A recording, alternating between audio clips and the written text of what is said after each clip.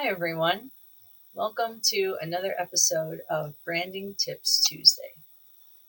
Today, we're going to talk about magenta and Pantone's newly released color of the year 2023, Viva Magenta. And my, how far we've come since 2020. Their color of the year in 2020 was classic blue. You could not have two colors on more opposite ends of the spectrum with this. A bright, super bold fuchsia as compared to 3 years ago. I don't even know what year it is. 3 years ago, with the most business, corporate, middle of the road, neutral cobalt blue. Now, I'm not surprised that Viva Magenta, such a bold color, was selected for the 2023 color of the year, but I am really excited about it. It's high time that we see more pink and bold colors in branding, especially B2B branding, because it can add some really wonderful energy and dynamicism into your brand that wouldn't normally be there if you don't have a very exciting service you provide. So that would be, business consulting, taxes, all those things that make the world go round. This is a great opportunity to embrace a more fun element in your marketing and your branding in 2023.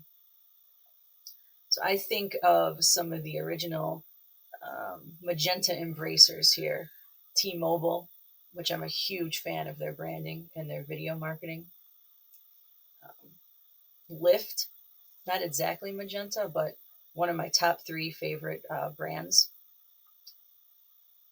Airbnb, they have a really, really wonderful look to their brand using pinks and magentas.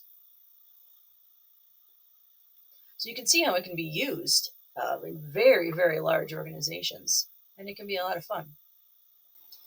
So what does this mean for your marketing and your branding in 2023? It really means anything goes. You can be bold. You can be colorful. Consumers are expecting bright, bold colors, and they respond well to them. So there are some caveats with using this color in your branding and marketing. The first one is that it's a really, really saturated, bold color. So too much of it in any capacity is going to be overwhelming to the viewer's eye and create eye fatigue. So this is especially true with digital applications. Like if you were going to add a whole section to your website that was in magenta, or a big marketing campaign with big email banners that are in Viva Magenta. The second thing is because it's such a saturated color on the color spectrum, that it's going to clash with other colors that are saturated. So you want to be mindful of the colors that are in your brand guidelines, in your company guidelines that are already bold colors, and make sure that you don't have magenta and other brand colors that are very saturated together, because again, it will cause almost a dizzy effect with your viewer, and almost like a double vision type of effect with this magenta. And lastly, you don't really want to go hog wild suddenly with a very bold color that you've never used before, because it can cause brand confusion. And sometimes it can even make your consumers wonder if it's even the same company. So what you want to do is introduce this color slowly. If you really want to use it in part of your 2023 marketing strategy, maybe have a few buttons in your email marketing or on your website. Maybe introduce it sparingly in your Instagram stories and reels. The bottom line is just use moderation with this color.